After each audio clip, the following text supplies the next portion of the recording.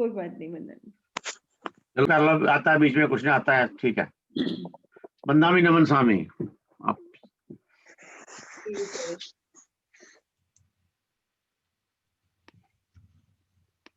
शिवं शक्तिबद्धं परमेश्वरनाथं न देवं न बन्धुं न कर्माणि कर्ता न अङ्गं न सङ्गं न इच्छानि कामम् चिदानन्दरूपं नमो वीतरागं चिदानन्दरूपं नमो वीतरागम। वीतराग पुरुष को मेरा श्रद्धा शतनम। अंतः विराजित निर्देशिका जी और हमारा बर्मिंगम का उत्साही श्रावक और श्राविका समाज।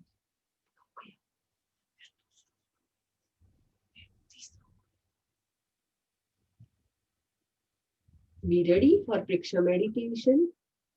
अर्चना जी आप मेरे को ये पीसी वाला जो एसपी वाला है ना उसको भी होस्ट बना को होस्ट बना दीजिए कि उसमें प्रॉब्लम आ रही है फॉन्ट की। मैं अभी शुरू करूंगी तब बना दूंगी। Be ready for Priksha meditation. Now select a comfortable posture for your body from the following: simple cross-legged posture, full lotus posture, half lotus posture, या diamond posture. And select any one of the mudras of your hands. Gyan mudra या वीतराग mudra.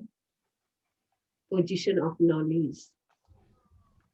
Keep your left hand in the central part of your lap and put your right hand on the top of the left hand.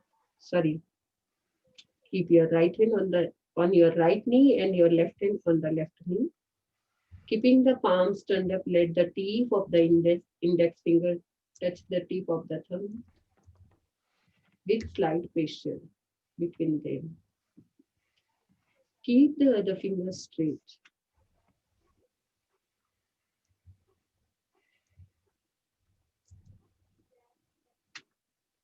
Position of omniscience. Keep your right hand, left hand in the central part of your lap and put your right hand on the top of the left hand. Both palms should be facing up.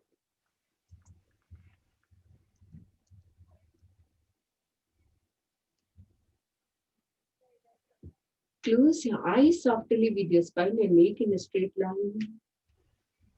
We start the meditation session with the recitation of Om sound. Inhale fully and then exhale deeply as long as you can. Exhaling slowly, produce the sound to the nostril.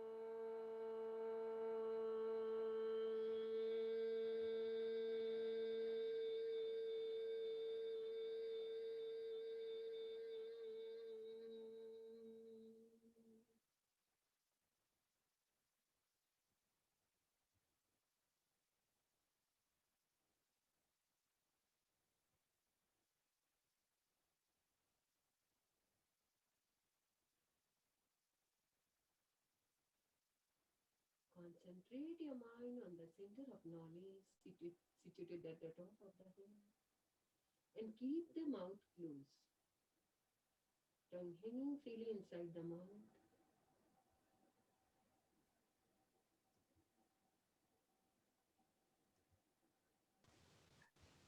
वंदामी नमसामी, थोड़ा voice बहुत कम हो गया है एकदम से. Okay. Please check.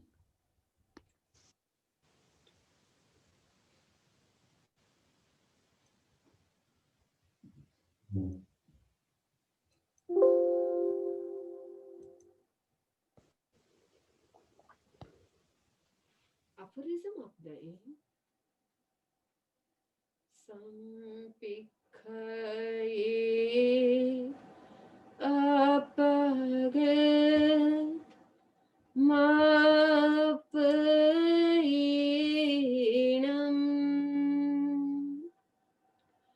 See yourself through yourself for perception and realization of the self-practice Priksha meditation.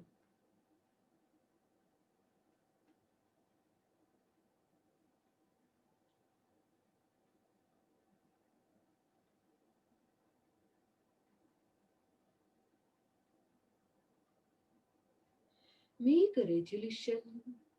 I am practicing Priksha meditation for purification of my psyche.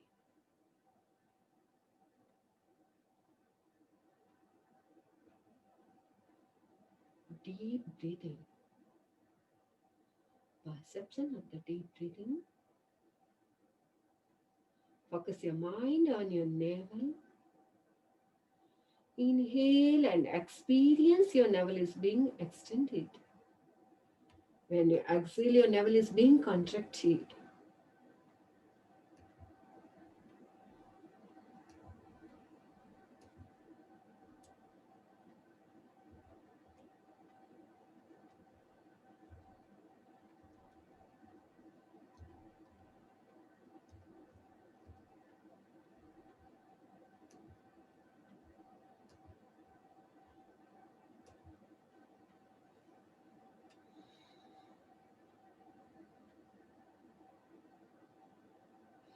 Try to feel peaceful vibration taking place at your navel. Experience the expansion and the contraction of your abdominal muscles at your navel with each breath. Make it slow, deep, and rhythmic.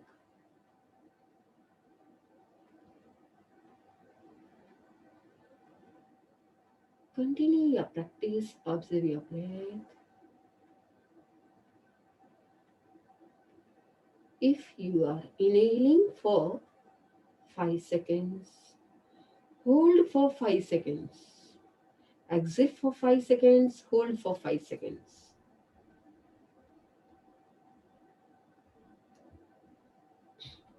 You can recite with opposite Navgari mantra. 1. Om Reem Shrim Namo Loyi Sabbasana.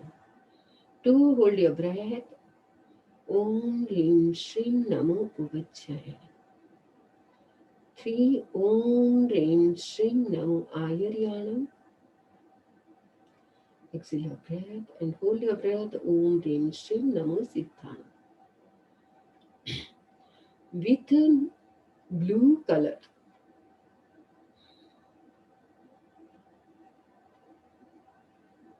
Concentrate your mind on the center of knowledge and try to feel cosmic energy, positive energy.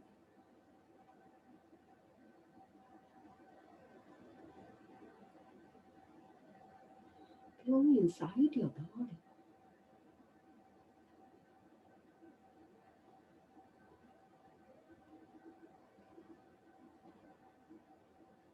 Again and again repeat this mantra with breathing.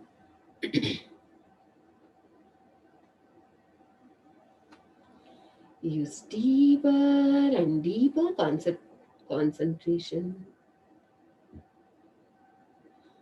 Watch each incoming and outgoing breath. Synchronize your mind with your breath.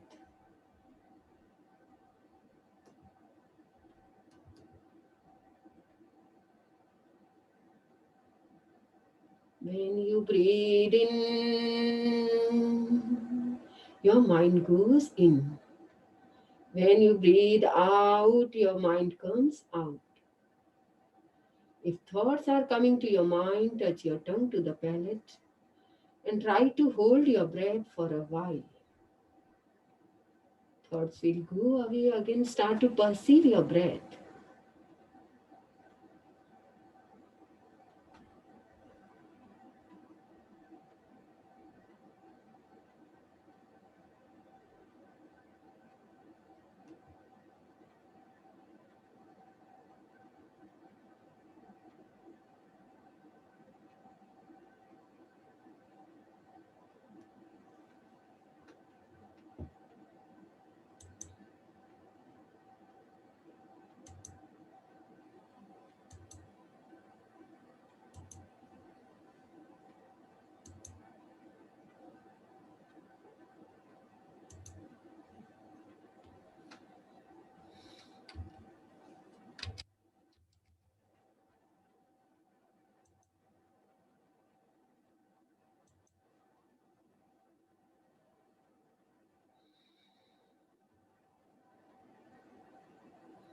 Use deeper and deeper concentration with yellow color.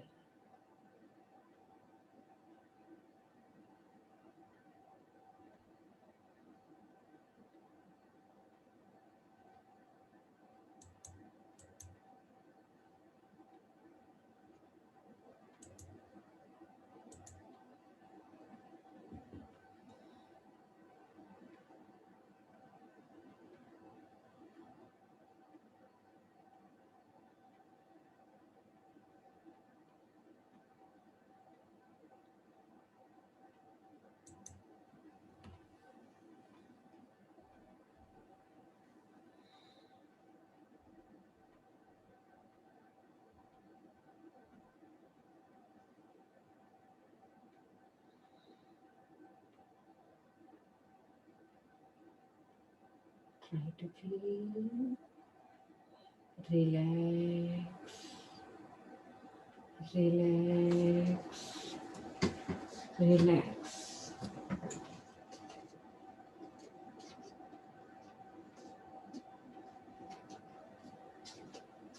Each and every organs is relaxed.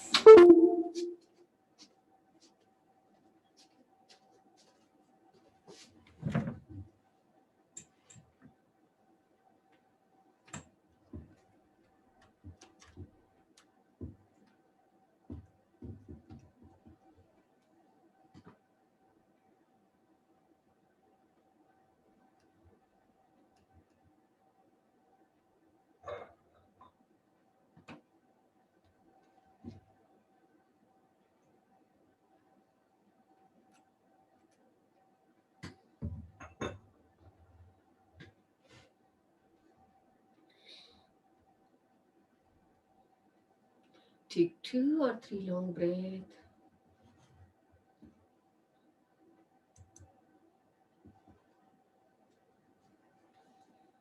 Om Arham, Om Arham. Prayog Sampan, rub your palms and charge your face. Om Arham, Om Arham.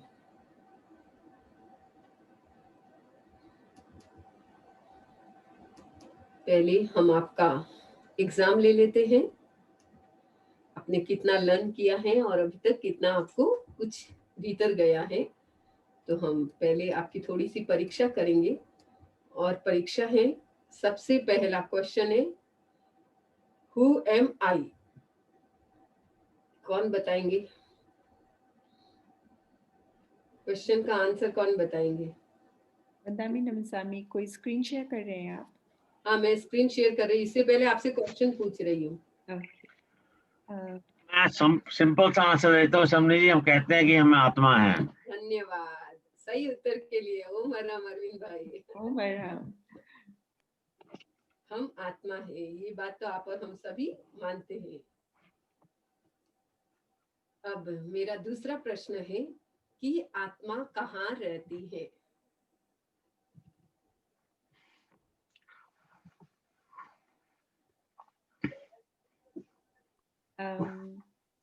Chandni ji answer करना चाहेंगे?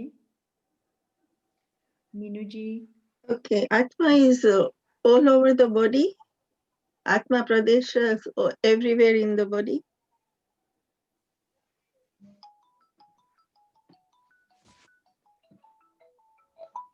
Can you hear me? हाँ, आपका answer सुना वंदा में? हाँ समझी जी। Okay. जी, आपका आंसर हाँ सुना। जी, थैंक यू।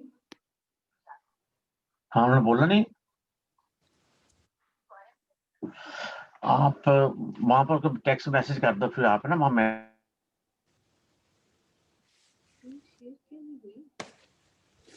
स्क्रीन दिख रही है आपको सबको? स्क्रीन शुरू नहीं हुई है। नहीं आ रही। हाँ,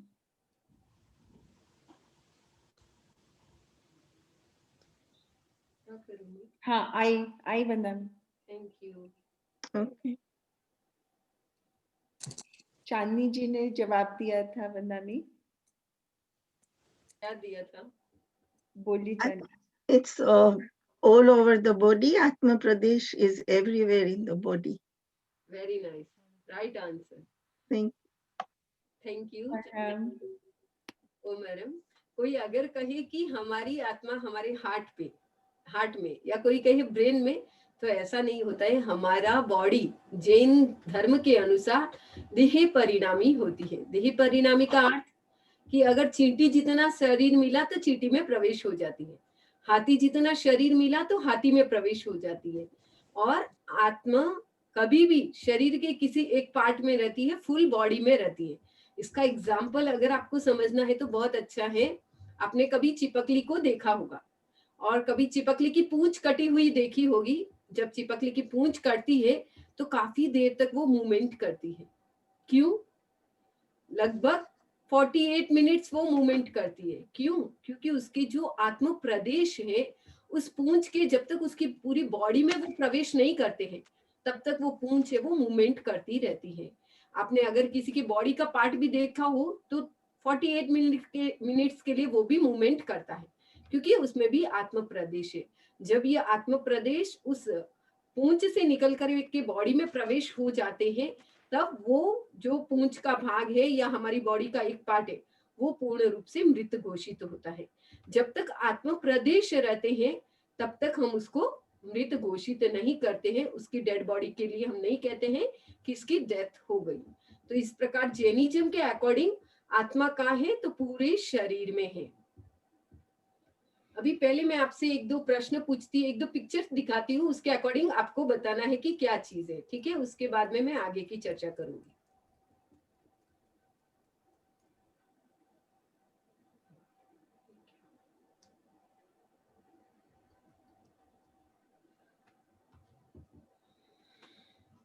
प्रॉब्लम आ रही है, एक लैपटॉप में वो इसका वो चलता है, फॉन्ट चलता है, और एक में मैंने पिक्चर उस वाले में डाल दिया था। तो चलो लास्ट में करते हैं। आपका जब क्वेश्चन आंसर होगा उसमें आपको पिक्चर्स देख के ऑब्जर्व करना है कि ये पिक्चर हमें क्या इंडिकेट्स करता है, क्या हिंट्स देता है आपको, कहाँ पे क्या करना है या कहाँ क्या चीज है। इसके लिए आपको ऑब्जर्व करके आपको आंसर्स देना है। वो हम लास्ट में क्वेश्चन आंसर में करेंगे। अभी तो हम आपको ले चलते हैं इस हमारी जो मूल बात चल रही है आत्मा, और ये हमारा जगत जो टू टाइप का हमारा वर्ड्स है, एक है कॉन्शियसनेस और दूसरा है अनकॉन्शियसनेस। जो कॉन्शियसनेस वाला जो हमारा वर्ल्ड है उस वर्ल्ड में क्या होता है, राइट नॉलेज। हर इंसान के पास में अपनी दृष्टि सम्यक होती है, हर इंसान के पास में लिटिल बिट ज्ञान होता ही है। ऐसा कोई भी प्राणी नहीं जिसके पास थोड़ा सा ज्ञान का अंश न हो। अगर ज्ञान का अंश नहीं होगा तो वो आत्मा नहीं, वो जीव नहीं, अपितु वो अजीव में परिवर्तित हो जाएगी। इसीलिए आगमों में कहा जाता है कि अनंतवा भाग ज्ञान का संयोक्षम सभी जीवों में रहता है। और दूसरा क्या है, परमानेंट। जो हमारी आत्मा का ये कॉन्शियसनेस वाला जो पार्ट है वो हमेशा परमानेंट रहता है। ऐसा नहीं होता है कि हम मर जाते हैं तो हमारी आत्मा खत्म हो जाती है। आप यहाँ पर आपकी डेड बॉडी खत्म होती है और 48 मिनट्स के अंदर अंदर आपका नेक्स्ट बर्थडे मनाया जाता है। और यहाँ पर हम सभी एक दूसरे के प्रति चिंतित होते हैं, रोते हैं, लेकिन हम किसी के बॉडी को नहीं रोते हैं, हम किसी की आत्मा को नहीं रोते, हम सिर्फ अपने स्वार्थ को रोते हैं। हमारा स्वार्थ पूरा होता, वो व्यक्ति होता तो हमारी ये ख्वाहिश पूरा करता। इस भावों के आधार पर हजारों व्यक्ति रोज मरते हैं, लेकिन हम किसको रोते हैं? सिर्फ अपने स्वार्थ को रोते हैं, क्योंकि आत्मा तो हमारी सबकी परमानेंट है। आप क्वेश्चन आंसर भी ध्यान से सुने, ताकि मैं महीने में एक दिन थोड़ा क्विज भी कर सकती हूँ, आपको कहूट पे थोड़ा खिला भी सकते हैं, ताकि आपको माइंड थोड़ा और ज्यादा फ्रेशनेस आ जाए आपके माइंड में, और ऐसे लगे कि सच में हमें अपने लिए कुछ करना है। तो थोड़ा जो भी पेन पेपर लेके बैठे हैं, अर्चना जी शायद नोट कर रहे हैं क्वेश्चन, और बाकी से भी रिक्वेस्ट है कि आप भी नोट कीजिए ताकि आप क्विज के लिए तैयार हो सके। और नेक्स्ट हमारी जो ग्लोबल क्विज होगी वो बर्मिंघम आश्रम से ही कराएंगे। जेवीबी ने तो बहुत बार करा दी, अब ग्लोबल क्विज के लिए अरविंद्र भाई आपको तैयार होना है कमर कस के। ग्लोबल है, ग्लोबल क्विज भी हम कराएंगे, उसके साथ में भक्तामर के साथ में हम तत्व ज्ञान भी थोड़ा जोड़ेंगे, ताकि सबका इंटरेस्ट भी बनेगा। तो थोड़े जनरल ज्ञान हम तत्व ज्ञान के भी जोड़ सकते हैं और भक्तामर का भी कर सकते हैं। तो अभी तक दोनों का मिक्स ग्लोबल क्विज नहीं हुआ है, हम मिक्स ग्लोबल क्विज करा सकते हैं। तो आप लोग सोचिए, अभी तो टाइम है, हम मई तक करेंगे, पहले नहीं करेंगे, ताकि आपको अच्छी तैयारी के लिए टाइम मिल जाएगा। और तीसरा जो हमारा जगत की, जो हमारी कॉन्शियसनेस की पहचान है वो क्या है, परमानेंट है। और चौथा है एंजॉयर एंड सफर, यानी हमारी आत्मा ही क्या है, कर्मों की करता है और आत्मा ही कर्मों की भोगता है। लेकिन अगर हम दूसरी जगत की ओर देखें तो अनकॉन्शियसनेस, अज्ञान, रॉन्ग नॉलेज और टेम्परेरी और ऑब्जर्व ऑफ वन सफरिंग, यानी वो सिर्फ परिभोग्य है, अर्थात सिर्फ भोग कर सकता है, लेकिन उसका कर्ता धर्ता के रूप में हम आत्मा को स्वीकार करते हैं। एक बात आती है अप्पा सो परमप्पा, यानी जो बाह्य आत्मा, चार प्रकार की आत्मा होती है। एक होती है आत्मार्थी, दूसरा होता है स्वार्थी, तीसरा होता है परार्थी और चौथा होता है परमार्थी। तो परमार्थी की पहचान क्या होती है, तो वो एक ही चिंतन करता है, अप्पाणम शरणम गच्छामि, आत्मा ही परमात्मा मेरा, टूट पड़े कर्मों का घेरा, कर्म मूल हिंसा का इससे बचता नहीं, मनुज अज्ञानी आया रुकी अरतवाणी, यानी जो अरतवाणी को जानता है, आगमों पे श्रद्धा रखता है, वो तो एक ही चिंतन करता है, अप्पाणम शरणम गच्छामि, इमं शरीरम अनित्यम, और ये शरीर है वो अनित्य है और आत्मा ही मेरी सच्ची शरण है। तो the soul is ultimate goal, हमारा अल्टीमेट जो हमारा गोल है वो क्या है, आत्मा से परमात्मा बनना। तो हम सभी परमात्मा बनना चाहते हैं, लेकिन सोचने से नहीं होगा, सुनने से नहीं होगा। परमात्मा तब बना जाएगा जब हमारे जीवन व्यवहार में आत्मा के प्रति सजगता जगे। आचार्य महाप्रज्ञ जी का एक जीवन का बहुत बड़ा सूत्र, और शायद मैं सोचती हूँ कि उनके जीवन की सफलता का वो राज सूत्र है, वो है रहे भीतर जिए बाहर। तो आप भी अपने जीवन का ये सूत्र बनाए, रहे भीतर और जिए बाहर। कैसे? कमल की तरह। आपने देखा होगा जल में रहकर भी कमल रहता है निर्लिप्त, वैसे निर्मल चेतना अनासक्ति आदिप्त। आपने देखा होगा समुद्र में नौका चलती है तब तो कोई दिक्कत नहीं, और नौका में छेद हो जाए तो क्या होगा, नौका डूब जाएगी। वैसे ही हम परिवार के बीच में रहते हैं तब तक कोई चिंता नहीं है, और परिवार हमारे अंदर में बैठ जाए तो हमारी गति भी क्या होगी, अधोगति हो जाएगी। अधोगति में नरक गति या तिर्यंच गति। तो कोई नहीं चाहते कि हमारी गति नरक या तिर्यंच हो, हम सभी चाहते हैं हमारी मोक्ष गति हो या हमारी देव गति हो या हमें मनुष्य जन्म मिले। तो उसके लिए हमें भी कमल की तरह जीवन में रहना सीखना पड़ेगा। परिवार के बीच में रहते हैं लेकिन सबके साथ निर्लिप्तता, डिटैचमेंट रहे, किसी के साथ आपका अति अटैचमेंट न हो, जिससे कि आपके जीवन में आपकी गति को कभी नीचे की और आपकी आत्मा को जाना पड़े। क्योंकि आप सब जानते हैं जैन धर्म भाव प्रधान है। भावों के आधार पर यहाँ पर सब कुछ हो सकता है। भावों के आधार पर व्यक्ति मोक्षगामी जीव तीर्थंकर गोत्र का बंधन कर सकता है, तो भावों के आधार पर तंदुल मत्स्य की तरह हम नारकी तक का बंधन कर सकते हैं। तो हमें अपने भावों की शुद्धि के आधार पर निरंतर परमार्थ की चेतना को जगाना है, और आत्मा की रक्षा है वो सुख का मार्ग है। आचार्य महाप्रज्ञ जी फरमाते थे कि जो व्यक्ति आत्मार्थी बन के रहता है, परमार्थी बन के रहता है, वो अपने जीवन में हमेशा सुख का मार्ग खोजता है। और जो पदार्थ की पुद्गल की चेतना में निरंतर लीन रहता है, वो व्यक्ति हमेशा अपनी आत्मा को दुख की ओर, या यूं कहें कि अरक्षा की ओर ले जाता है। क्योंकि आपने देखा होगा कि आत्मा के स्तर पर व्यक्ति को कभी दुख नहीं होता है। जो आत्मा में रहता है उन्हें बाह्य निमित्तों से न तो कभी वो उतना दुखी होगा, न बाह्य निमित्तों से इतना प्रभावित होगा। लेकिन जो शरीर की चेतना पर जीता है, वो व्यक्ति हमेशा हर परिस्थितियों से प्रभावित होकर के अपने आप को दुखी बनाता है। तो protecting the soul is the way of happiness, यानी हमें निरंतर अपनी आत्मा के बारे में चिंतन करना है। क्योंकि आप सब जानते हैं, एक बुढ़िया घर के बाहर में सुई खोज रही थी। उधर से बर्मिंघम का एक बच्चा आया। उसने उस बुढ़िया को पूछा, दादी माँ क्या ढूंढ रही हो? उस दादी ने कहा, बेटा मैं सुई ढूंढ रही हूँ। उस बच्चे ने कहा कि दादी माँ कहाँ पर खोई थी? उसने कहा, बेटा सुई तो अंदर खोई थी, लेकिन अंदर बहुत अंधेरा है, इसीलिए मैं सुई को क्या कर रही हूँ, बाहर ढूंढ रही हूँ। शायद मैं भी आपसे पूछूं कि आप शांति कहाँ खोज रहे हैं? आप कभी परिवार में शांति खोजते हैं, तो कभी पैसों में, कभी बंगलों में, तो कभी मोबाइल में, तो कभी गाड़ी में। ऐसे लगता है कि इंसान की एक ख्वाहिश पूरी होती है और दूसरी तैयार रहती है। और भगवान महावीर ने इसीलिए सूत्र दिया, इच्छाओं आकाश समान अनंतिया। हमारी जो इच्छाएं हैं वो आकाश के समान अनंत होती हैं। तो हम उन इच्छाओं पर अपनी लगाम रखें, क्योंकि आपके पास में करोड़ रुपया हो जाता है तो आप सोचते 1 करोड़ और हो जाए, एक बंगला बन गया तो सोचते एक तो और बन जाए, एक पोता हो गया सोचते एक पोती तो और हो जाए।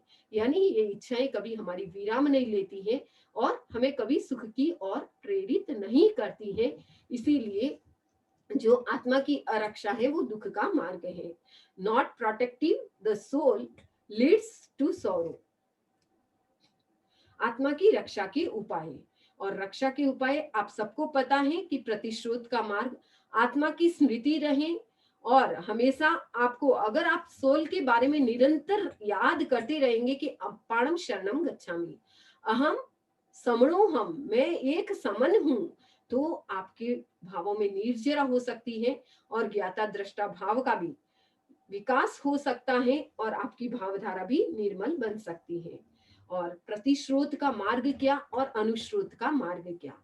अनुश्रोत का मार्ग यानी जो संसार की ओर चलता है वो तो हो गया अनुश्रोत, यानी एक व्यक्ति दौड़ता है उसके पीछे पीछे सभी दौड़ते हैं, ये क्या हो गया अनुश्रोत। स्रोत के पीछे सरल मार्ग, बिना प्रेरणा सब दौड़ते हैं। और वो क्या है, जैसे कोई किसी की क्रिटिसाइज करता है, किसी की नेगेटिव बोलता है तो सभी उसमें आनंद लेने लग जाते हैं। तो ये क्या हो गया हमारा अनुश्रोत का मार्ग। और ये संसार का मार्ग, ये इंद्रिय विषयों के स्रोत का मार्ग, और ये हमें क्या करता है, संसार की ओर प्रेरित करता है। With the follow easier path we all run without inspiration worldly flow with the force of path to the sense. और प्रतिश्रोत का मार्ग क्या है, तो आप सबको पता है कि जो हमेशा प्रवाह से हटकर, इंद्रियों की निवृत्ति से हटकर हमेशा अपनी आत्मा में मस्त रहता है। अपनी आत्मा में कौन मस्त रह सकता है? जो आत्मा में मस्त रहता है उसकी 11th क्वालिटी होती है। वो आज नहीं, मैं नेक्स्ट क्लास में आपको कराऊंगी कि ऐसे कौन से 11 टिप्स हैं जिसके आधार पर पहचान की जा सकती है कि ये व्यक्ति आत्मार्थी है। तो रिमेंबर आई एम सोल, मतलब हमेशा ये याद रहे कि मेरी चेतना कहाँ काम कर रही है। Where is my consciousness placed, यानी where am I and who am I. ये 2 क्वेश्चन जब व्यक्ति अपने आप से करता है तो 100% हमेशा हम आत्मा के पास रह सकते हैं। आत्मा के पास में रहने के लिए बहुत सारे साधन हैं। उसमें आज आपको हम 5 मुख्य टिप्स बताएंगे जिसके आधार पर आप निरंतर अपनी आत्मा के पास रह सकते हैं। सबसे पहला कि चेतना नाभि के आसपास रहती है, यानी जिसकी एनर्जी का फ्लो हमारे गोनाड्स और एड्रिनल ग्लैंड पे रहती है, जिसकी चेतना हमेशा इन नीचे के भागों में रहती है, वो 100% व्यक्ति संसारी ही बनेगा। वो व्यक्ति पदार्थाभिमुखी बनेगा। वो व्यक्ति हमेशा बस बाह्य पदार्थों में शांति खोजने की चाह करता रहेगा, भीतर के आनंद का कभी भी अनुभव नहीं करेगा। और consciousness reside near the navel, attention towards object, attraction towards objects, यानी नाभि के पास जब चेतना रहेगी तो व्यक्ति हमेशा बाहरी परिस्थितियों से प्रभावित होगा। और near consciousness bliss towards eternal happiness, और जिसकी आत्मा चेतना आनंद केंद्र से ऊपर के केंद्र, यानी आनंद केंद्र का अर्थ हो गया हमारे नेवल, हमारे हार्ट्स के ऊपर के भागों में जिनकी चेतना रहती है, वो हमेशा अपने भीतर में आत्मानुमुखी और आनंद का अनुभव कर सकता है। चेतना हमारे दर्शन केंद्र के आसपास से ऊर्ध्वारोहण हो रही है। There is an upward motion near the source of conscious vision, यानी हमारा दर्शन केंद्र है जो हमारी थर्ड आईज का स्थान है। तो पहला आपको टिप्स हुआ आत्मा के पास रहने का, आनंद के पास रहने का, कि हमेशा ध्यान करो या कभी भी अपने जीवन में धार्मिक अनुष्ठान करें, चाहे माला करें चाहे सामायिक करें, हमेशा हमारी चेतना, हमारा ध्यान ऊपर के सेंटर में लगा के फिर हमें छोड़ना चाहिए। अगर आपने नीचे के केंद्रों पे ध्यान करके, सामायिक करके, मंत्र करके छोड़ दिया तो आपका निश्चित ही चेतना भोग के प्रति, निरंतर सेक्स के प्रति आपकी चेतना अट्रैक्ट रहेगी। और आप चाहते कि मुझे इन बाह्य परिस्थितियों से नहीं, भीतर के आनंद से मुझे अट्रैक्शन पैदा करना है, तो हमेशा ध्यान ऊपर की ओर लाके छोड़े। ऊपर का हमारा दर्शन केंद्र या ज्योति केंद्र या ज्ञान केंद्र, क्योंकि ये तीनों हमारी शक्ति के ऊर्ध्वारोहण के मूल सेंटर है, तो हमेशा ध्यान हमें ज्योति केंद्र या ज्ञान केंद्र पर ला करके छोड़ना चाहिए, ताकि हमारी चेतना हमेशा पॉजिटिव एनर्जी से कनेक्ट रहे। तीसरी बात है कि दर्शन केंद्र पर ध्यान करके कभी भी नहीं छोड़ना। चौथी बात है कि दर्शन केंद्र पर रेड कलर का ध्यान करके कभी भी नहीं छोड़ना, नहीं तो उससे आपकी थर्ड आईज ओपन की एनर्जी तो बढ़ सकती है, लेकिन साथ में आपका एंगर, गुस्सा भी बढ़ सकता है। तो आप अपने क्रोध पर कंट्रोल पाना चाहते हैं तो भूल से भी रेड कलर का ध्यान दर्शन केंद्र पर ओम या रेड कलर का ध्यान करके कभी नहीं छोड़ना चाहिए। और पांचवी बात कि आप चाहते निरंतर मैं अपने एनर्जी के साथ कनेक्ट रहूं, तो आपके अपने हाथों को कभी भी लटका के नहीं रखना चाहिए, हाथ या पांवों को। एक एक्सपेरिमेंट हम आपको करवाते हैं, सभी अपने हाथों को इस शेप में रखेंगे, आंखें बंद, और आपका पूरा ध्यान आपके हाथ की जो फिंगर्स है उसके टोज भाग पे, आगे के भाग पे रहेंगे, top of the thumb and tip. पूरा आंखें बंद, close your eyes softly, concentrate your mind on your fingers. आप थोड़ा जमीन पे लाने की कोशिश करें, इसको नीचे ले जाएं, लड्डू के शेप में ही नीचे तक आप लटका के रखें। चेयर पे बैठे हैं तो नीचे दोनों साइड से कर ले, हाथों को जमीन पे लगा के रखें। और जो नीचे बैठे हैं उनको तो बहुत अच्छे से फीलिंग होगा, एक अंगुल धरती से हमारी अंगुलियां ऊपर रहें, पूरा ध्यान अंगुलियों के टॉप भाग पर,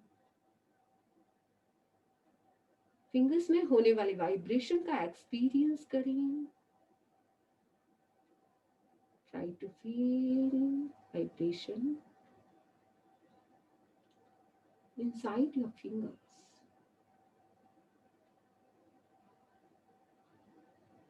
अनुभव करें आपके हाथ भारी भारी होते जा रहे हैं।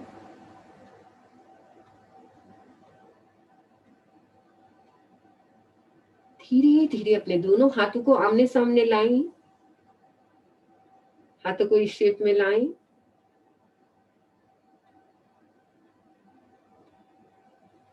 Close your eyes.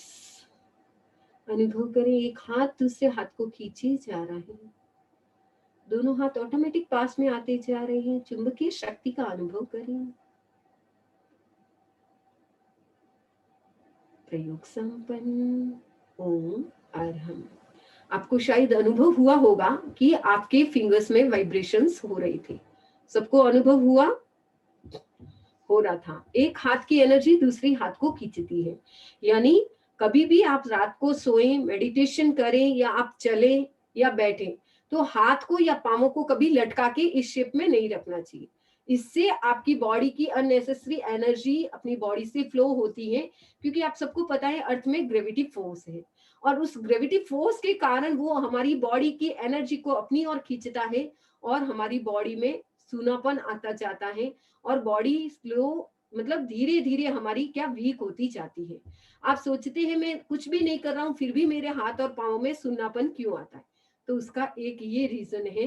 तो हमेशा चेयर पे भी बैठे तो मैं तो कोशिश करती हूँ, लोगों को कहती हूँ कि हमेशा अपनी पालती को मार करके यानी पाँव को फोल्ड करके ऊपर लेके बैठे, ताकि आप अपनी अननेसेसरी एनर्जी को प्रोटेक्ट कर सके। अपने आप का प्रोटेक्शन, आपकी एनर्जी का प्रोटेक्शन आपको अपने लाइफ में हमेशा युवा बना सकता है, आपकी अपनी प्राण शक्ति की रक्षा हो सकती है। तो कभी भी हाथ पांवों को लटका के नहीं बैठना चाहिए और सीधा अर्थ पे इसीलिए साधु संत नहीं बैठते। आपको पता है साधु संतों के लिए विधान है कि आसन के बिना वो नहीं बैठ सकते। तो यही रीजन है कि हम अपने भगवान महावीर उस समय के कितने बड़े साइंटिस्ट थे, शायद हम तो सोच के ही रह जाते हैं। ग्रेविटी फोर्स के कारण उन्होंने विधान दिया और हम सभी आज भी उसको फॉलो करते हैं कि बिना आसन जल्दी से न सोते हैं न बैठते। तो आप लोग भी सभी ध्यान रखेंगे। अभी इस क्लास का समय संपन्न हो गया है। अभी हम आपके सामने दूसरा